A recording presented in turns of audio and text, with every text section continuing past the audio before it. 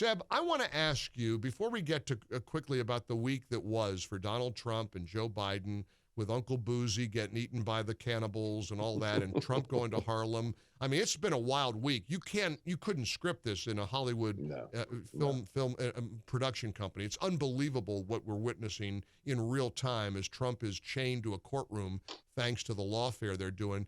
I had a great conversation this morning with our pal Mark Davis in Dallas.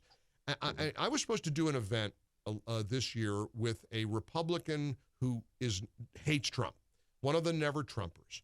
They, to me, are the most confounding of all the species. I cannot figure out, and they call themselves conservative, but they can't bring themselves to pull the lever and support Donald J. Trump. Can you help me understand, help this audience understand the glitch that they have where they are willing to put their contempt for Donald Trump, the person, ahead of the United States of America? Do they really hate the country, Seb?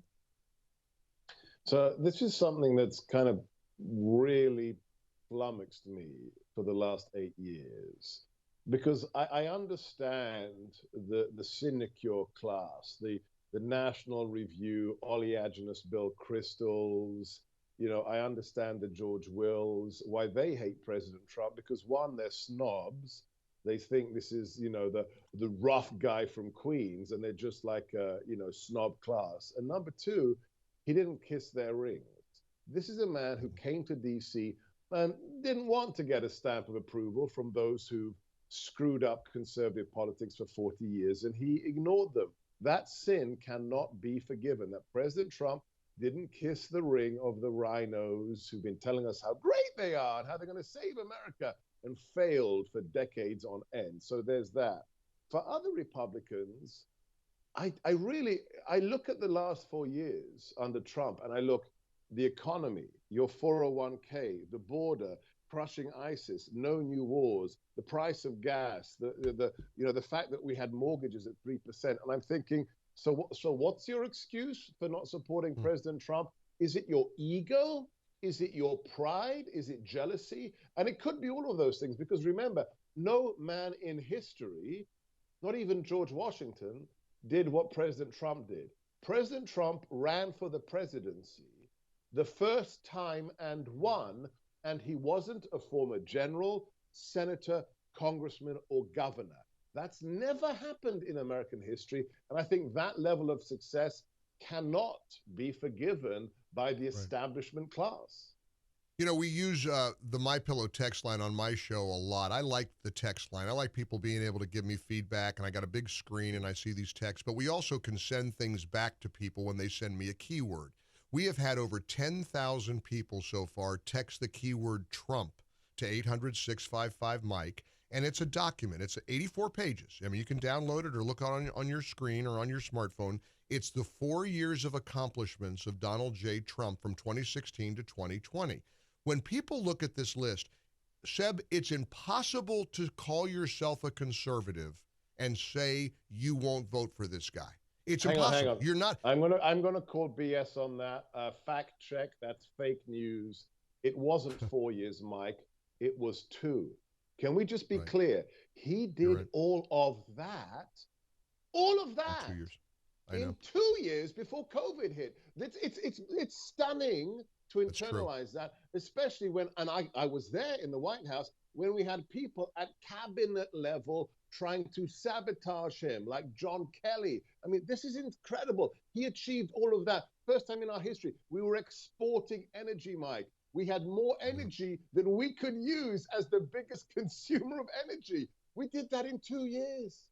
And not only that, not only was it only 2 years, but it was during a time when he was handcuffed and hobbled by the phony Russia collusion crap, by the impeachment efforts. I mean, Dana White put it best. This guy's a savage. This guy, Donald Trump's a beast. I mean, there's never been anybody like him who's been able to withstand everything they're throwing at him. And what we're witnessing right now, Seb Gorka, it literally turns my stomach. We're witnessing one of the most un-American acts I've ever seen in my 64 years on this planet, where the GOP nominee for president is having to sit in a courtroom admonished by this bozo judge while Biden is off campaigning. And I don't know if you saw it, Seb, yesterday Biden mocked Trump for being in the courtroom and said, oh, you know, my opponent's a little busy this week. Ha, ha, ha.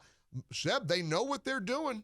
They know what they're doing. But it doesn't matter. You know, the joyous thing about all of this, and look, it's up to us. We have to get him back in the White House. If you're not bringing 10 people to the polls, if you're not working like my wife is a chief election officer, you're actually helping the Democrats. But the fact is, the other side, they're evil. They're SOBs. They hate America. They hate themselves. They hate Judeo-Christian civilization. But they're also morons. They're cretins. Every time he appears outside that court in Manhattan, what happens? He makes more money, more donations, and more popularity. Can I just say the following sentence and let everybody internalize it? The children, the black and white children of Harlem were shouting, "We love you, Trump."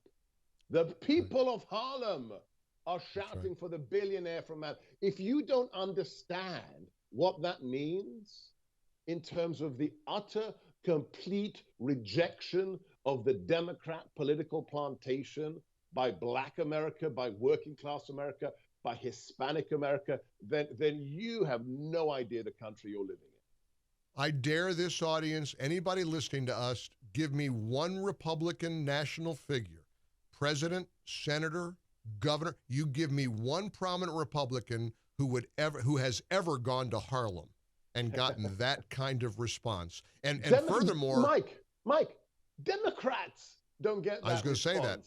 I was going to say, Joe Biden. What do you think? What kind of response? If Joe Biden went to that bodega, what do you think? So here's what I'm doing this weekend. I'm going to South Carolina tomorrow on a business trip. I've got a real important meeting tomorrow afternoon in South Carolina. And then I found out that President Trump is going to hold a rally in Wilmington, North Carolina. And I talked to my friends. Well, I'm going to thank you because, no, I'm going to, first of all, I hate asking my friends for favors, but if anybody's connected, it's Dr. G. And I said, hey, is there any chance that Peg and Joey Hudson and I, and the pilot, see, I'm splurging on this trip because I got to be, it's a very time-sensitive appointment tomorrow, so I had to charter a plane. So I'm flying private into South Carolina, and then I talked the pilot into bringing us over to Wilmington, North Carolina Saturday, if only we could get in to see President Trump. So I had to make that dreaded call. I said to him, and you know the first thing he said to me on the phone last night, what Sebastian Gorka said to me? No, I cannot get you a selfie with Donald J. Trump. I said, funny you should say that. But what about getting us access to the rally? And I think you're coming through for us, right? Because listen, I'm paying an arm and a leg for this stupid plane. If we can't get into the rally, I'm in trouble with Joey and Peg Hudson. Look, I wrote to Mar-a-Lago. I know a couple of people there. I'm in their bad books because I kept President Trump on my show for a whole hour last month when it was a great interview too. Minutes. If they forgive me for that, then I think you, Peg, and everybody, Joey and the pilot, will be fine. So fingers crossed. I think you're going to have fun in Wilmington. And I want to go, Seb, all kidding aside, I want you to know this, and everybody needs to hear this because everybody needs to feel the same way. I'm not going as a broadcaster. I'm not going as a talk show host. I'm not going there as a work assignment. I'm going there as an American who loves this country and wants to stand up for this guy. Can I get a final word from you over the failure of Republican leadership from shouting to the heavens and the mountaintops every day about this abomination of this trial by Alvin Bragg? Where are the Republican leaders right now who ought to be fiercely defending President Trump? Where are the Republican leaders, Mike, for the last 3.5 years, when hundreds of patriots who did nothing wrong on January the 6th were locked up in solitary confinement? In some cases, people with cancer who didn't have access to medical assistance are in solitary for years before an arraignment hearing. I had on my show just a week ago, the praying grandma, 73 years old, went to Congress on January the 6th, peacefully walked inside and prayed for the Republic for 10 minutes. She has just been convicted on 4 misdemeanors about trespass in a sensitive area and is facing 2 years in prison. as a 73-year-old grandmother who prayed for our republic. Apart from, a handful of people, you're just, the great Louis Gohmert, Matt Gaetz, even MTG. But where's the leadership? Why isn't Jim Jordan? Why isn't James Comer? Why isn't, why aren't these people outside the gulag in DC saying, release these people? You must release these people. That's who he is, Dr. Sebastian Gorka, and that's why I'm thrilled to be joining him on this Alaskan cruise, and I'm proud to call him my friend and my colleague. Do you know how jazzed I am and how pumped up I am that you've never been to? You and Katie are gonna lose your minds. Do you know that? Are you ready for that? I thought I would go to my deathbed, Mike, never having gone on a cruise, and now I can't believe I'm going to say this. I'm actually quite excited. I've looked at the ship. The ship looks incredible. Not only have I never been on a cruise, Mike, I've never been to Alaska. I know. That's wild. And I've never sung karaoke with the great Mike Gallagher while smoking a cigar on the poop deck. I'm leaving out the big highlight of the trip will be me singing "Sit Down, You're Rockin' the Boat" from Guys and Dolls, because that's the only thing you can sing on a cruise ship.